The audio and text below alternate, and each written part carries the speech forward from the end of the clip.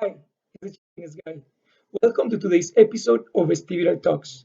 Today's special guest is Daniel from Frankie Fitness. Daniel is here with us today to discuss ways or a holistic approach to align our physical bodies with our minds and our souls in a way to find balance that will work better for us in a way that we are healthy, stronger, and happier. All right? Remember to like, share, and subscribe. Enjoy the episode, guys. Find your happiness.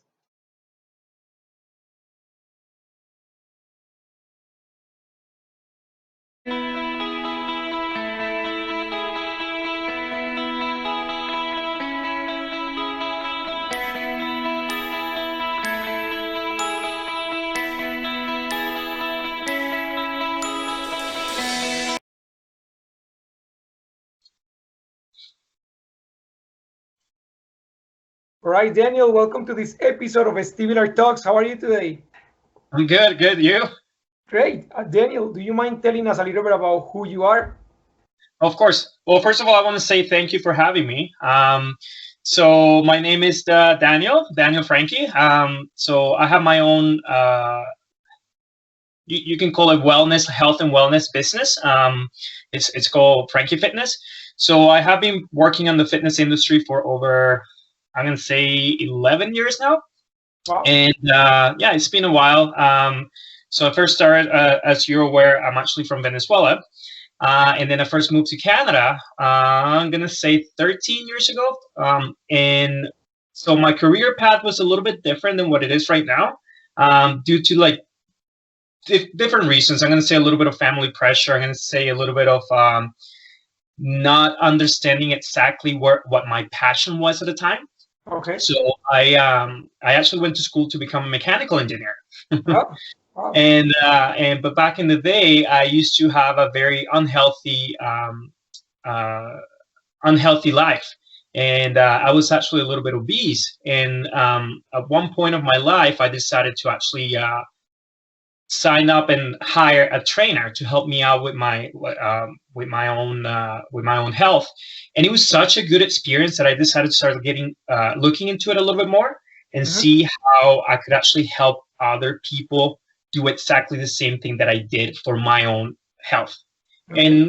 And just like that, it just started as a summer job, and it was such a great experience that it made me completely shift and switch my career path, right? Mhm. And 12 years later, I'm here. I'm very happy with my choices, and I'm just helping people not only achieve the same thing that I did, which is like losing weight and looking better and all that, but also I have a lot of clients with different goals. And then in specific, I like helping people make that connection between both physical health and mental health. Okay. Mhm. So I understand how in the fitness industry, there could be a lot of misinformation, as well as a lot of, I like calling it lies, because of social media. You see all these people where like they might look good, like physically, but when you go deeper, you see that their mental health, they actually struggle big time, right? So Yes. that's one thing that I always focus on with my clients as well, right? So it's making sure that there is physical improvement if that's what they want,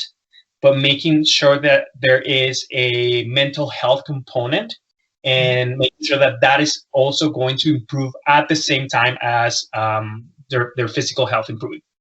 Awesome. That's very good. So let's start with the physical health. Why is it important for us to move or to exercise? I'm not saying that we have to go hit a gym 24/7, but Yeah. why is it important for us as human beings to move even a little bit? Well, you have to understand that our lifestyle has changed dramatically in the past, I'm going to say past 70,000 years. Okay. So human beings, like nowadays, we have all this, I like calling it fake stressors. Like we have a job, and then we have all this new, let's say, entertainment that we didn't have before, right? For example, like now we spend so much time sitting down, right? And sitting down by itself is not something that is supposed to, like, human beings are not supposed to be sitting to start with, right? So that is one of the reasons why we always say you have to move more, because we need to kind of like try to create a opposite, or like a reaction to all this, I'm going to say, uh, evolution Mm-hmm. negative side effects that we have, right? Having a job is a big one because most people have office jobs where you're sitting for like 8 hours every single day, right? So Yes. when you look at our ancestors, like over 70,000 years ago, we were always in the move, right? We're always moving. And that is one of the main reasons why we have to create other ways to actually exercise, right? And then that's when working out, for example, comes into play.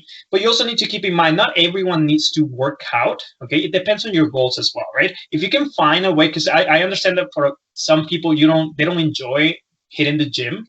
Okay, Mm-hmm. but it is important to find a way to move, find a way to be active, right? and and that could be like, I have clients, for example, that they're only doing walks, right? So I'm making them walk like, like 10, 20, 30 minutes a day, or they just play sports, or they just play with their kids, like something. So as long as they're moving, that is one important component of becoming a little bit healthier when it comes to physical health. Okay. Mm-hmm. And we also have other issues like that we didn't have before. I like the perfect example that I always use is refined sugar, right? So Yes. our diet is so much different nowadays compared to like before, and because we're not eating whole foods most of the time, okay? We need that now. We're eating like a lot of refined sugar, and then we also have all this junk food, not just necessarily refined sugar, but it's all this food that is really high in terms of caloric density. They're really high in calories, okay, and very, very low when it comes to nutrient density, okay. And we, again, you can either work on improving your diet, which is something that I always recommend people to start with, Yes. or you need to find ways to kind of like work on that caloric balance, right? So if you're eating more calories, what you can do is you got to try to find a way to burn more calories as well. Yes. Daniel, two key points that you made. One is that when you guide people to exercise or to move, you don't push them to do the same regimen for everybody else. We're all very unique. And as I was telling you earlier, this channel, a lot of the viewers are people that are suffering or struggling with chronic illnesses and chronic conditions. And they often say, it's so hard for me to exercise. So it is important for them to understand that they still can move and exercise to their limitations, right? Like you wouldn't want to create a program for someone that has a lot of back pain, for example, or extreme when they are extremely tired and they constantly are low in energy. Like I believe that you will work with them to modify a program that fits their needs and their body capacity, right? Exactly. So that's one thing that it's a huge argument in our industry, right? Because we see, especially with the boom of social media, okay, you see a lot of a lot of coaches, okay, and I just want to start by saying, like, most coaches, I do believe most coaches are amazing coaches at what they do. They have the knowledge, they have the experience, okay, but you also have all these coaches, right, that they they don't know how to properly, um, like, let's say, adjust the program based on the person, right? Based on the specifics of the goals and conditions of that person, right? Mhm. So, and this is why, like, the biggest difference, I do believe that the biggest difference between coaches and great coaches is the fact that and it's something that I always strive to be like a great coach. We get feedback from our clients on a daily basis. Okay, so, and this is where it's a little bit different when you look at focusing on online coaching more in specific. Online coaching, it's a tricky business because for most coaches, what they do is they give you a plan that it might be a little bit tailored to the specifics of the individual, but then they don't they don't adjust, they don't work in that program for weeks at a time, and then once they revisit the program, it might be a little bit too late, right? So like Mm. people might get injured around that time and all that, right? So that's why one thing that I'm really proud of with my online business is I am adjusting the programs on a daily basis. Okay, so I'm always checking with my clients and see what they did that day. And the way I work with them is like they have kind of like lessons that they go through like on a daily basis, and then they have to answer some questions, right? And then based on those answers, I am adjusting the programs. So going back to your question, like obviously, I think the biggest thing for us to be able to adjust the program based on on the client in specific is being able to see, it's being able to get that feedback on a daily basis as opposed to like weeks or months at a time. Okay, so I think that is something that to keep in mind for sure. Yeah, the other key point that you mentioned was diet, high carbs, high calories, refined sugars. So I've met people like my brother, for example, extremely fit. He's got muscles everywhere. He's really athletic, but his diet is really poor. And I met people the opposite way that are, or like me, for example, I'm lean.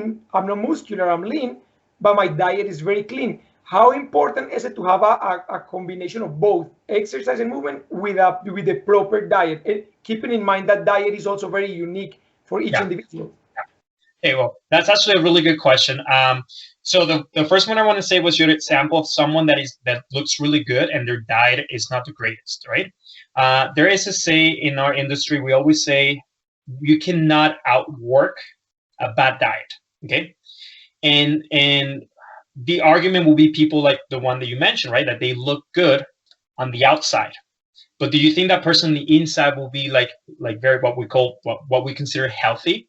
So most likely not. Okay, because what you need to keep in mind is, and this is something like, and you're right about every single person, their diet is very unique, and this is one of the reasons why me in specific as a coach, I will never give you diet plan per se, like where I'm going to tell you, okay, you're going to eat 50 grams of fish and then 100 grams of rice or like something like that. I will not do it for you.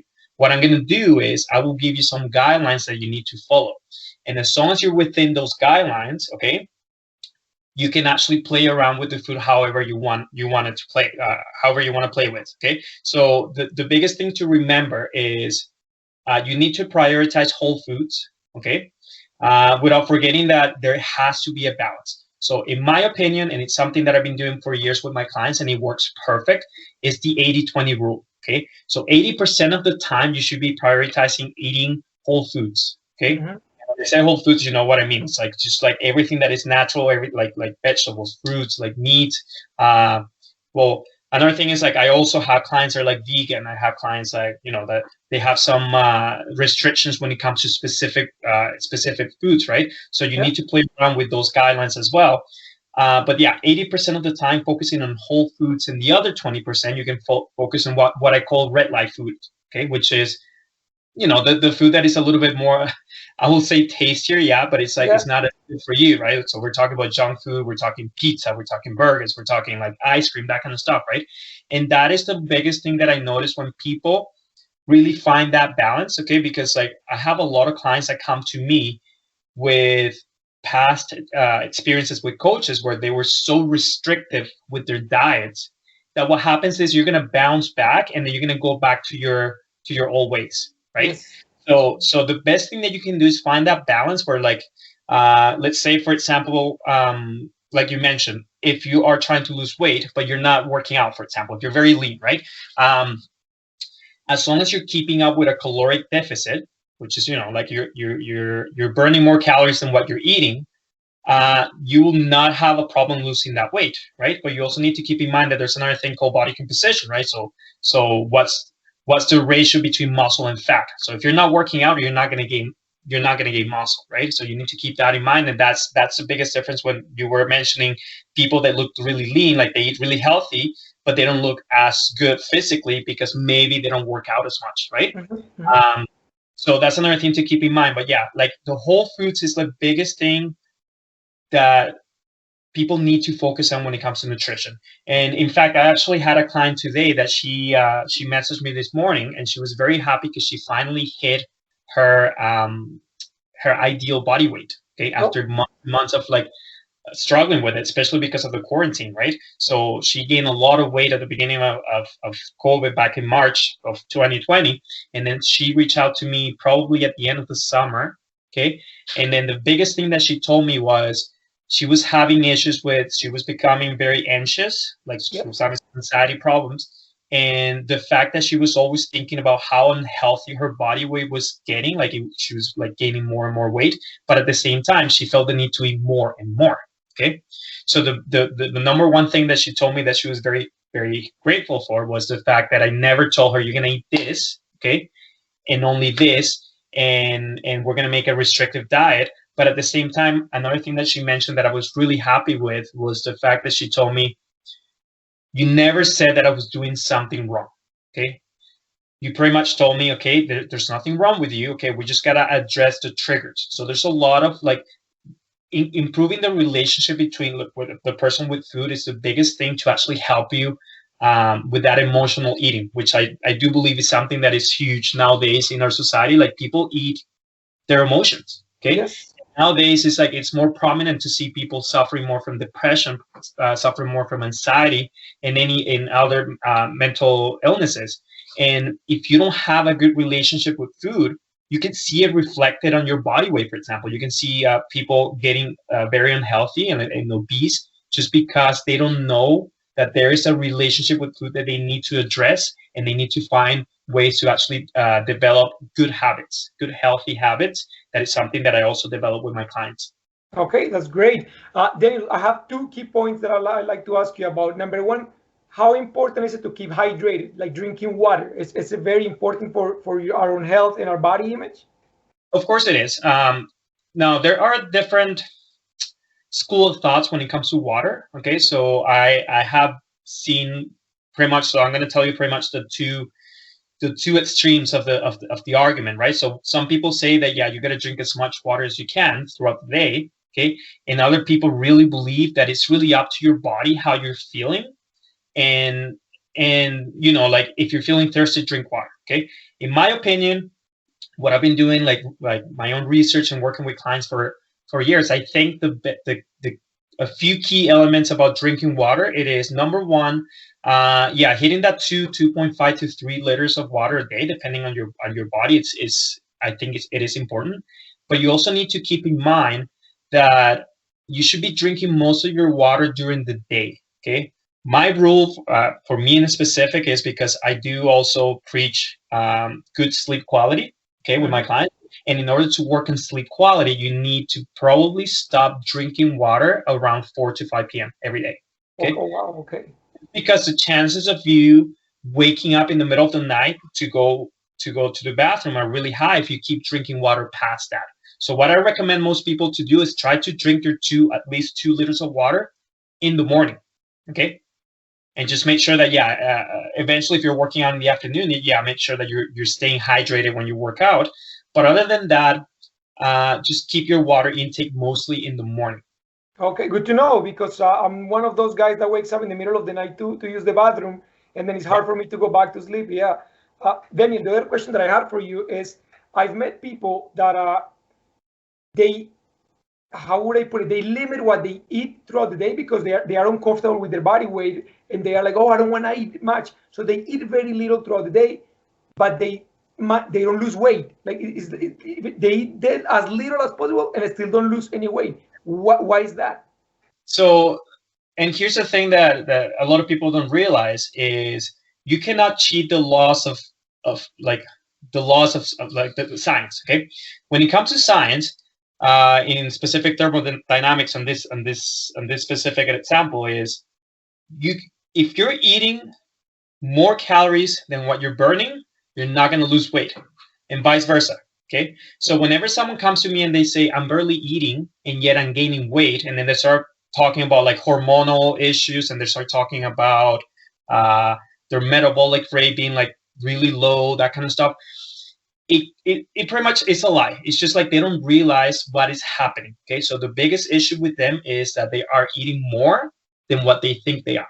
Okay. So if they're eating little by like little things every single day, so the chances are that they're, even though they're eating a little bit throughout the day, by the end of the day, they're actually eating more calories than what they're burning. Okay. That's the first case that in my house. Okay. Perfect. Okay. So we're talking about, so People the that eat very little and still don't lose weight. Yeah. So yeah, so one thing that it might be happening is like even though they're eating little things throughout the day, by the end of the day, when they check the calories in versus calories out, they have eaten more calories than what they burned throughout the day. That's number one.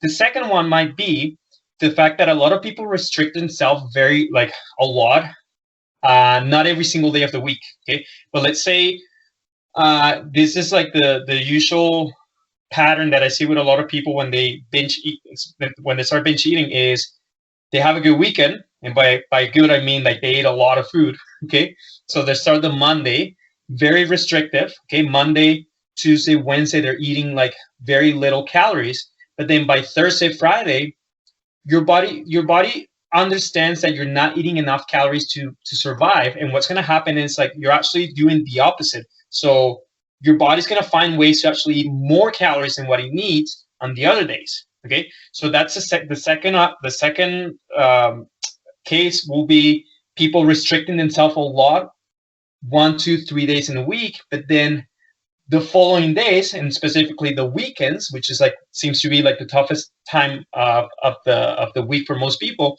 they eat way too many calories, and they also drink a lot of calories. Right? Yeah. That's another big one. People don't realize that if, for example, Beverages. alcohol in specific is very high in it's very caloric in terms of caloric density. It's really high. Okay, it's even higher than sugar, for example. Okay, so or like very similar.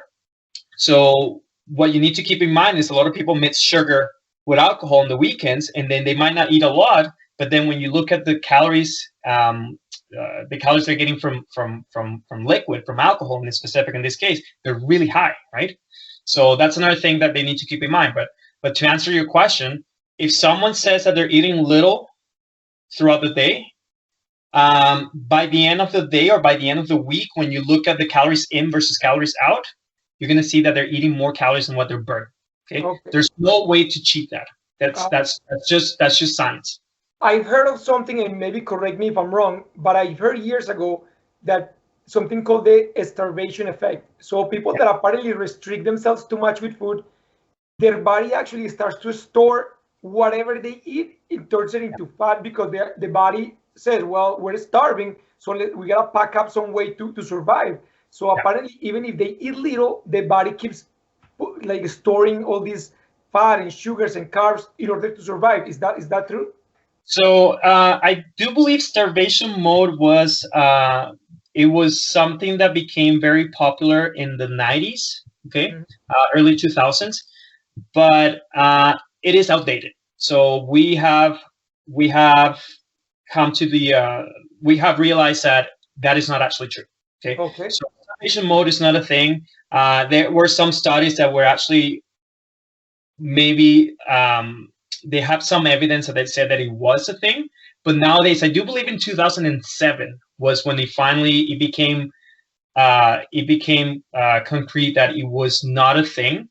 But the thing is, like, nowadays it is really hard for people, general population, to understand whenever something was really popular back in the day, to try to switch that mentality and try to let them know. It's like I told you before, there's a lot of misinformation, and nowadays, because of social media, it's really, really easy to spread misinformation like crazy, right?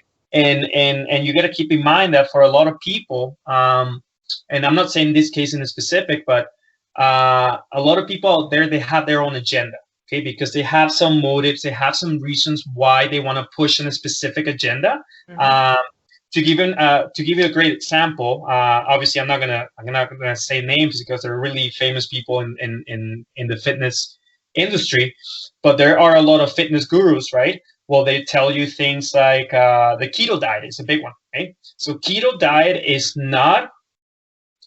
Some people believe that it's the best diet out there to lose weight, okay?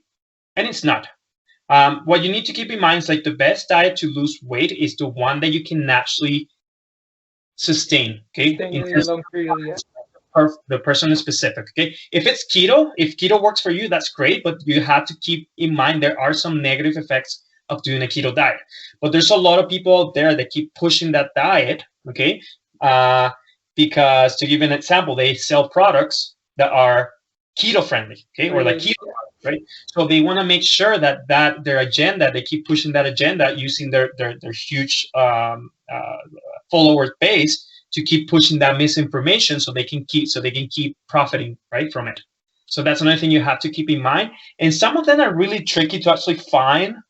Whenever I see someone pushing something that I know for a fact is not necessarily true, okay, or they're just hiding some facts right there. I try to do my research and I try to see the reason behind of why they're pushing that specific agenda. Okay, and one that I did last year, it was I don't know if you heard of there was a documentary out there, very popular documentary called Game Changers. Yeah, I saw it.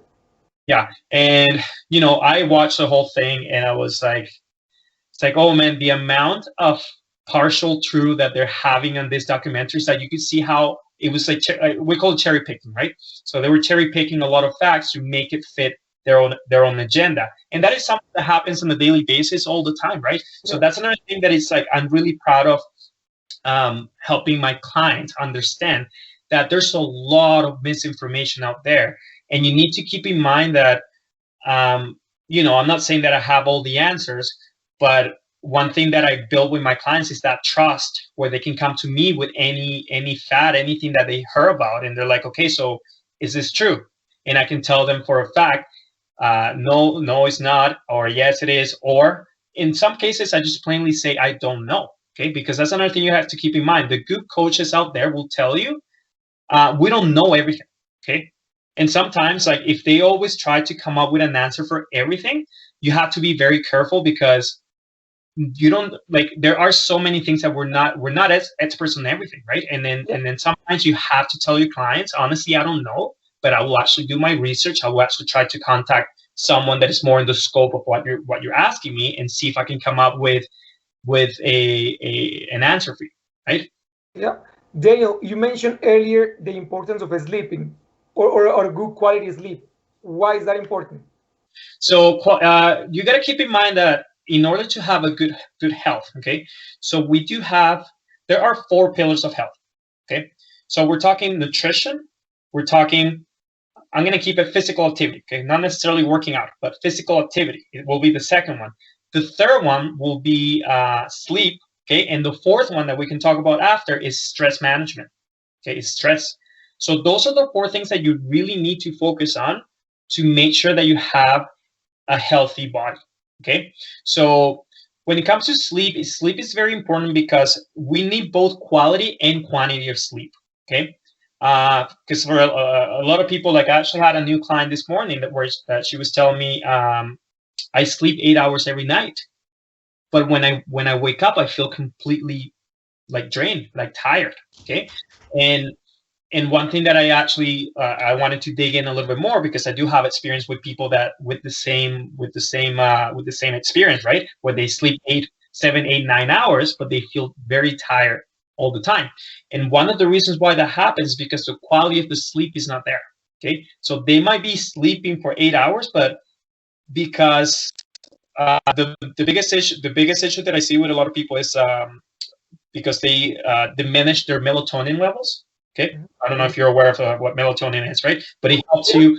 Helps you. They call it a sleep, like a deeper sleep. And one thing that it doesn't help is all the electronics, right? All the screens, all the Blue blue light lights, right? And most people, what do we do most of the time before bedtime? on the phones, watch movies on the computer. Yeah. Exactly, right. So a lot of people are like, well, I don't have any issues with that because I can fall asleep easily. But it's not just the fact that you might be able to sleep easily, but the quality is going to be affected, right? So you got to keep in mind, when we sleep, there are a few things that happen, right? In terms of your brain, for example, that's when you start kind of like downloading all the information that you got from throughout the day, right? So anything that it could become a memory, for example. Okay, any cognitive issues that you have, that is when your body's going to download that. That's when your body's going to your brain is going to recover as well, right? So if that is not happening properly, then you can see how that can carry over so many different issues in the future, right? And in fact, some people actually are making a lot of experts are actually talking about there's a relationship between lack of sleep and mental issues like dementia or Alzheimer later on in life. Okay, Oh, so if you're lacking that quality and quantity of sleep, then you can see that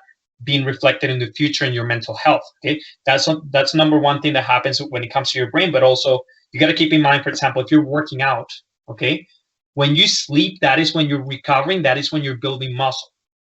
Okay, so if you're working out really hard, okay, and you're trying to eat enough protein, enough calories to actually gain muscle mass, but your sleep is really poor, you're gonna see that. You're gonna see that reflected in not a it's you're not gonna see a huge improvement when it comes to lean muscle mass, just because everything that you're doing during the day, you're not getting that recovery to be able to see it reflected in your body in the future.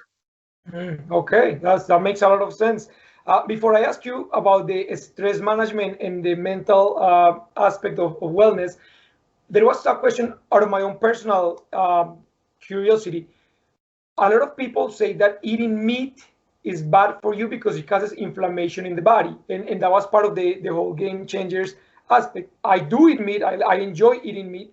Um, how true is that? Like, is meat good for us? Should we limit it? Like, what is it? It depends. Okay. So here's the thing that you need to keep in mind is like our bodies are designed to eat meat. Okay, you need to realize that. And the biggest issue with red meat in specific, and it's like how it has such a bad rep, is because of the quality of the red meat that we're eating nowadays. Okay, so red meat doesn't cause inflammation. What causes inflammation is omega-6. Okay, so and omega-6 is not necessarily a bad thing. It's just like you need to make sure that you have a balance between omega-3s and omega-6 in your body. Okay, so omega-3, omega-6 is, yeah, it is an inflammation agent, and omega-3s will be the opposite, right? It's just like it dilates, right? But when it comes to like the perfect example that I give people when it comes to like the balance regulating omega-3s and omega-6 is your heart, right? So your heart works as a pump. So you do need so it dilates and he also there's a contraction, there's a dilation, right? So the dilation, when you're looking at the cells, omega-3s will help dilate properly, but omega-6 will help contract, right? There is that inflammation agent that we do need in our bodies. But the issue becomes when there's when there's not a good balance between omega-3s and omega-6s, because most of our diet could be you could be eating way more omega-6 and omega-3s, right? Okay. So, and that is the issue with the quality of the meat in specific is if the cattle is eating mostly grain fed, like grains, they're pumping them with steroids, they're pumping them with hormones, that kind of stuff, right? So what happens is they do develop this. There is an increase in omega-6 in the red meat. Okay, so that is what causes inflammation in our body. So my advice for people is, I actually had a few years ago, I look into this. I went to this amazing seminar with this guy. His name is Stan Efferdin. So Stan Efferdin is considered the strongest bodybuilder in the world. Okay. Okay. In fact, he is the coach of. Are you familiar with Game of Thrones? Yeah. The Mountain. Yeah, the giant guy. Yeah. Giant guy, that is his coach. Okay, so I actually went, I took a seminar with him, and he's a co-founder of this diet called the Vertical Diet. And then one of the premises of this diet is that you need to eat red meat every single day. Okay, and I did try it for a while, and it was amazing. Like I saw a huge improvement on my strength. I saw a huge improvement on my muscle gains. I saw a huge improvement on my energy, on my sleep quality. Everything was improving. And all I was doing different was like following that diet for a bit. And I was eating red meat every single day. So, but that is the biggest thing that I actually, in terms of like switching my diet, what I did was I made sure that I was always buying good quality red meat. So organic, grass-fed, hormone-free, steroid-free. Okay. If you can keep it that way, you can easily eat red meat every single day. But now there is another issue why people don't eat meat. Okay. And this is where, like, going back to that documentary Game Changer, when you tell me that a plant-based diet is going to be great for performance, because I do believe that was one of the premises of the documentary, that is not true. Okay. So eating meat is going to actually help you in terms of performance. It's going to help you because one thing that you might be lacking with a plant-based diet is vitamin B, right? So vitamin B is, and red meat is the king of the meats, because like not only you get that vitamin B, but you also get, in terms of the amino acid profile, which is proteins are amino acids, right? In terms of the amino acid profile, red meat has every single amino acid that your body requires. So when you have a plant-based diet, what you need is like depending on what you're eating, every single source of protein that you're eating is going to be very broken when it comes to the amino acid profile. So you need to make sure you're eating a variety of different foods, right? So at that point, you're starting to see how that can actually affect your performance, right? So that part of the documentary, I know for a fact it's not true. Now the other one that I do believe, and this is why I do respect every single client that comes to me and they tell me, hey, I am vegetarian, I'm vegan, because of the ethical reason, right? If you don't eat meat because of the ethical reason, I respect that. Okay, I think it is a very valid reason not to eat meat. Mhm. But you need to keep in mind that should be the only reason why you're not eating meat, not because a plant-based diet is going to be healthier.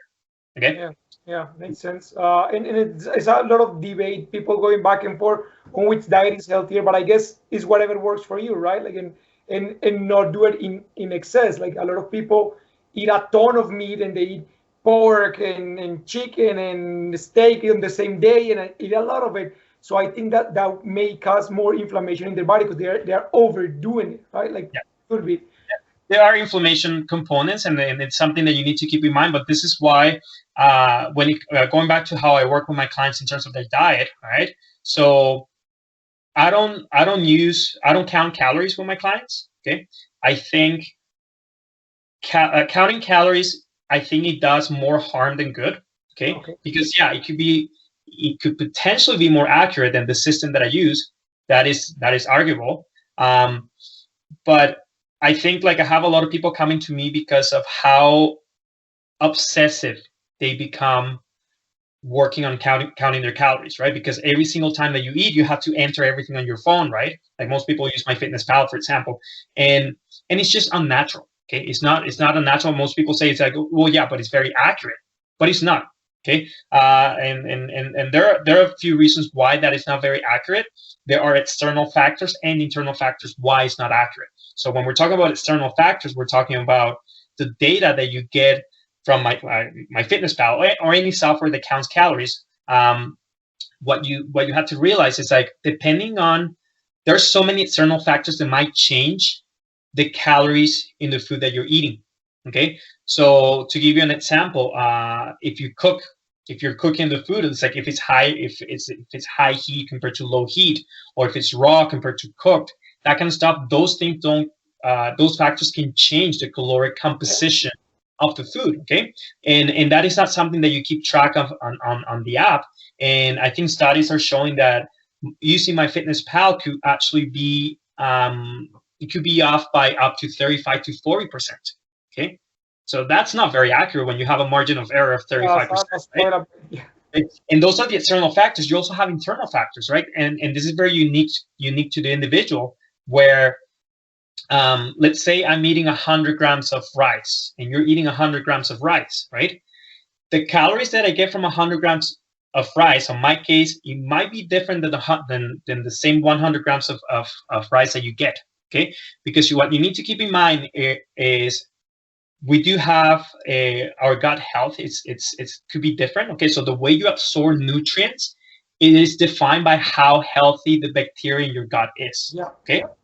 So if we don't have the same composition of bacteria in our gut, the calories that you get from food might be different than mine. Okay, Yes. that is number one of the internal factors that can change how many calories you're eating, you're actually ingesting when you're eating.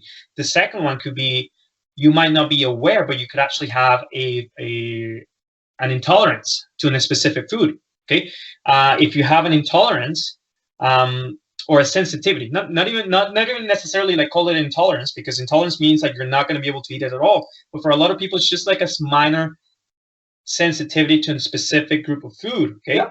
when that happens, your body's not going to be able. What happens in those cases is your body doesn't have the enzyme that binds with the food properly, right, to digest it.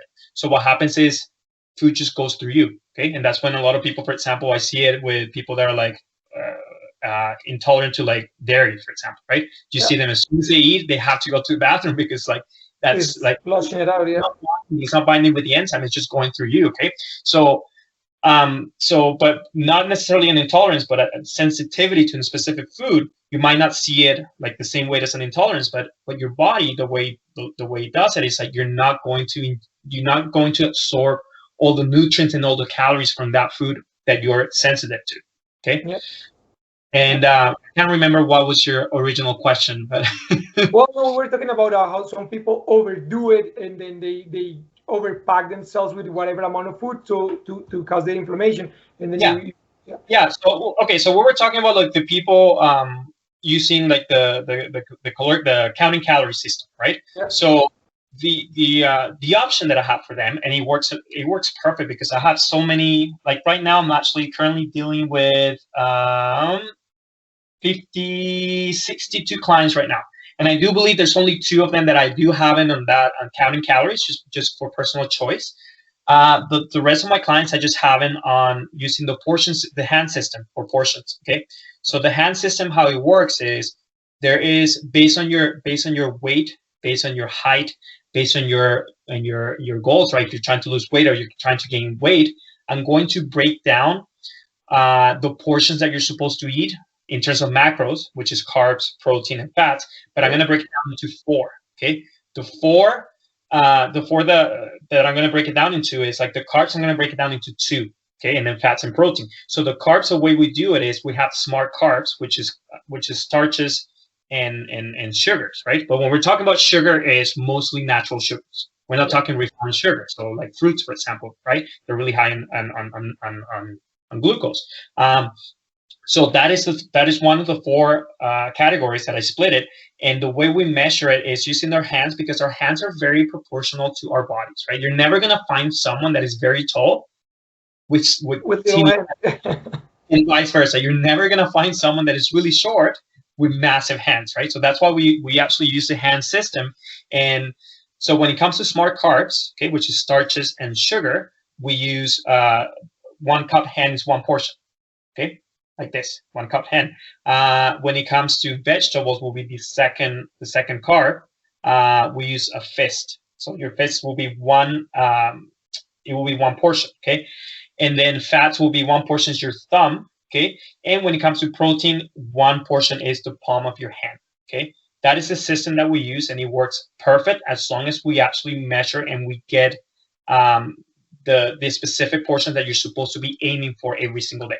So that is one of the guidelines that I use with my clients. So I tell them, for example, you're going to eat 5 portions of protein, you're going to eat 5 portions of vegetables, which is a fist.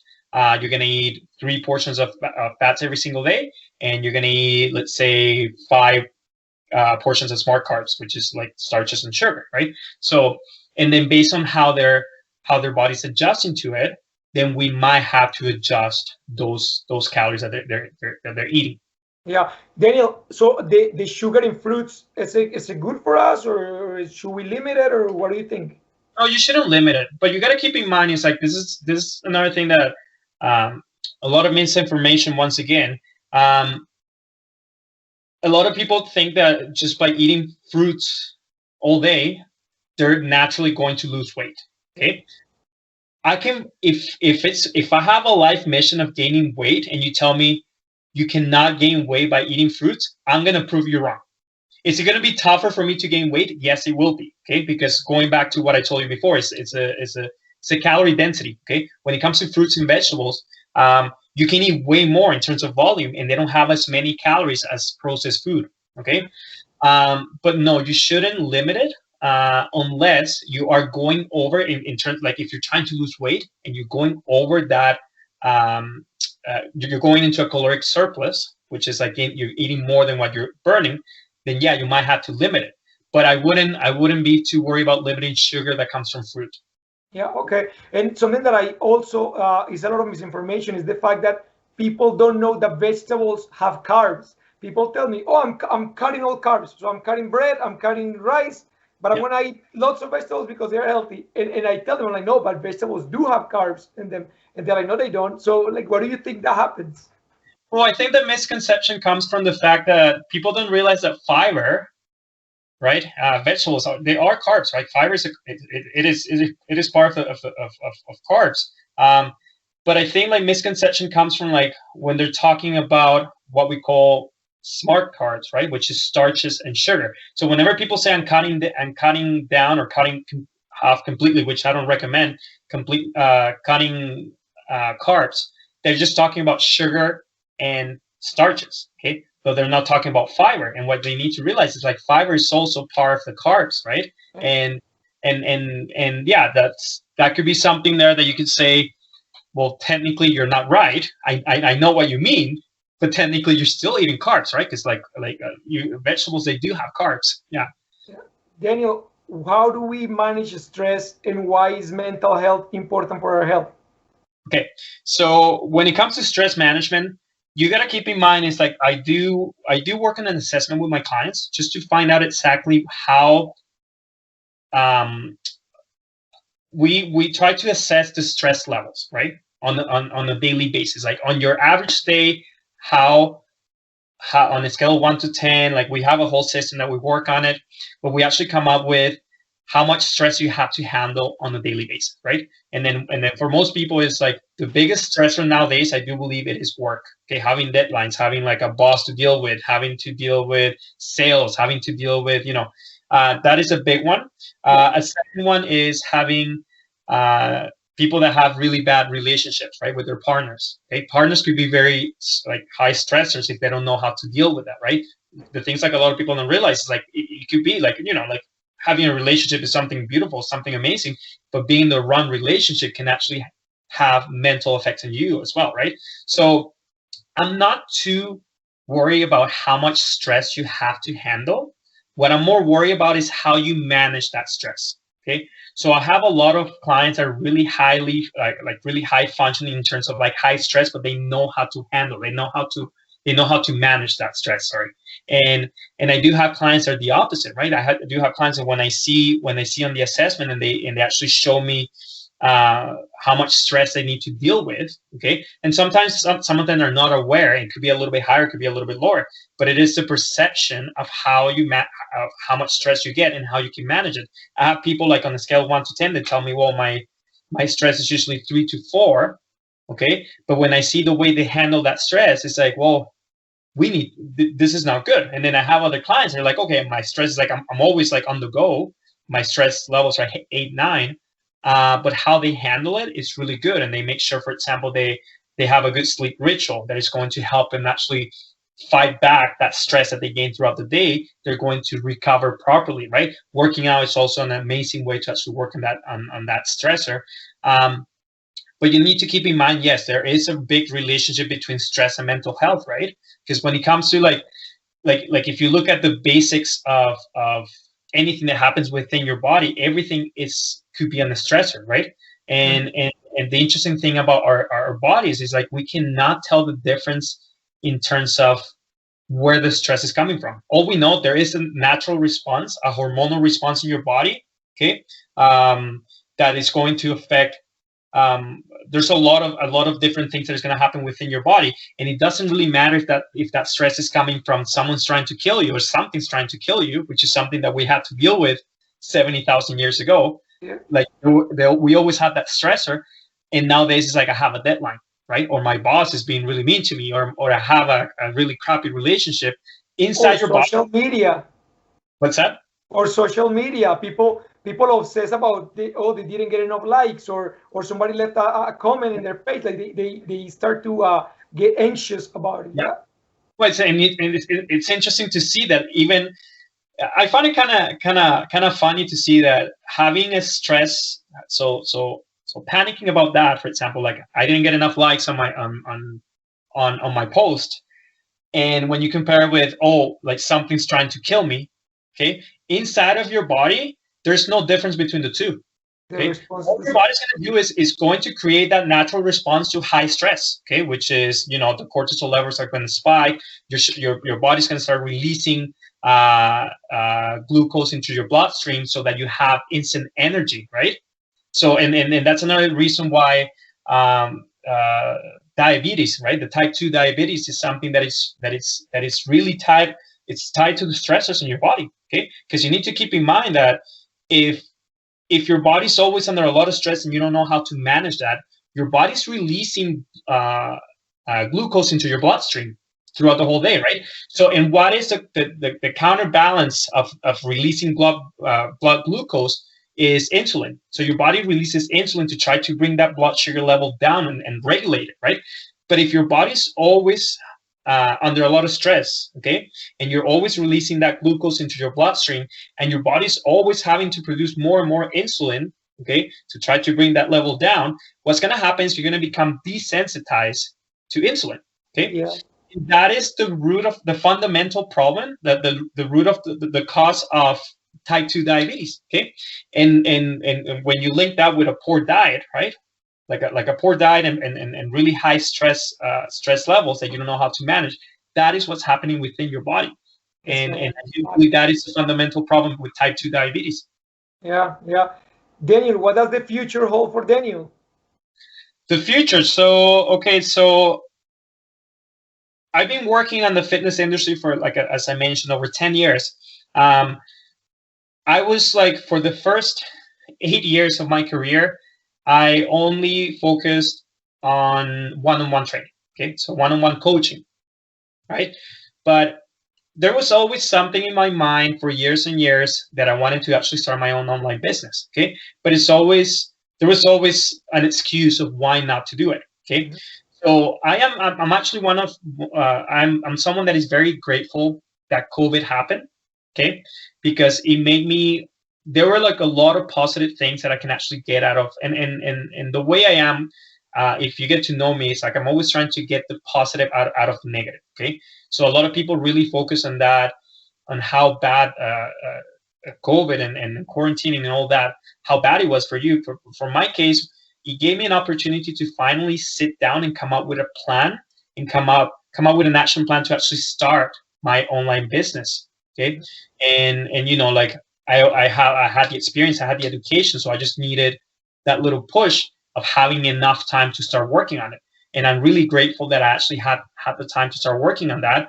And I'm very happy, like, after a year, almost a year now with my online business, I'm very happy where I am. And this is thanks to actually to COVID, right? And that's one of the reasons, one of the positives that I get out of COVID. The second thing that I got that it was really, really positive for me was going back to that high stress people, right? So I was the kind of person that I was always under a lot of stress, but I did manage my stress properly.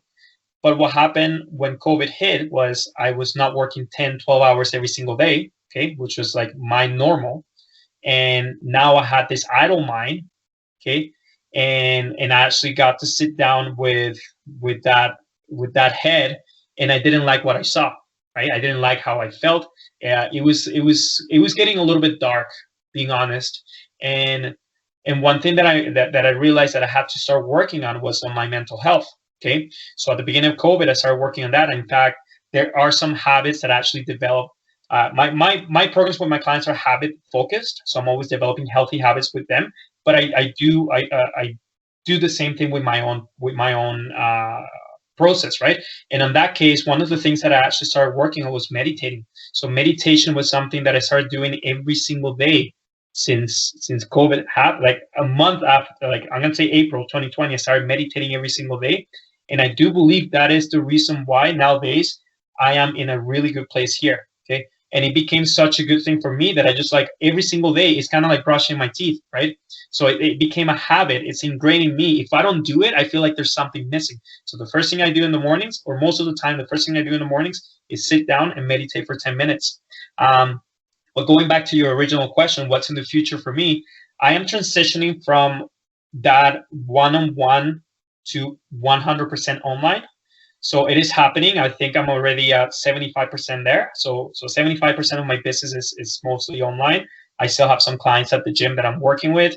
But one of our plans was, like, me and my partner, we decided that life is too short to just live for a job and then be restricted by working somewhere. And this was like a goal that we had together in our relationship, was to be able to find a way to travel whenever we wanted. Okay. And what we decided to do was actually both of us start our own online businesses, and we've been building up those businesses, and it's been actually every single month it's been growing a little bit more and a little bit more. And I am confident that at this point, if it wasn't because I love my clients so much, the ones that I have in person, I will actually quit and start traveling right now. Yeah, But yeah. I think that is the future for me. It is, I will continue helping people with their health. It is my passion. I love doing it. I will never stop doing it. In fact, I don't think I will ever retire from this job, from my career. It's something that until the day that I die, I will help people with their health. But having the opportunity of always being on the go and learning new experiences and being in new places all the time is something, it's a dream that we have, and I think we're really close to finally start doing it. Yeah, and something that you said is the fact that meditation. I never did meditation before, but 2 years ago I started doing it as well as doing breathing exercises and breathing therapy. Breath And work, yeah. I swear by it. I'm like, you know what? It does ground you. It does make you feel more connected with your own self. So yeah, that's a great one. Daniel, where can people find you? So I'm currently working on my website. So the biggest platform that I use, it is Instagram. So Instagram is Frankie.fitness. So Frankie is my last name, Franchi, FRANCHI .fitness.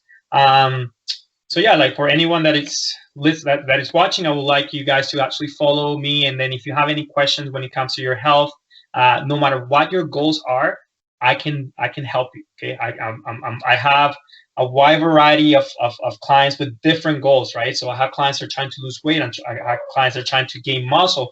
I got clients that are just trying to have a healthier life, get stronger. So no matter what your goals are, I do believe I can help you.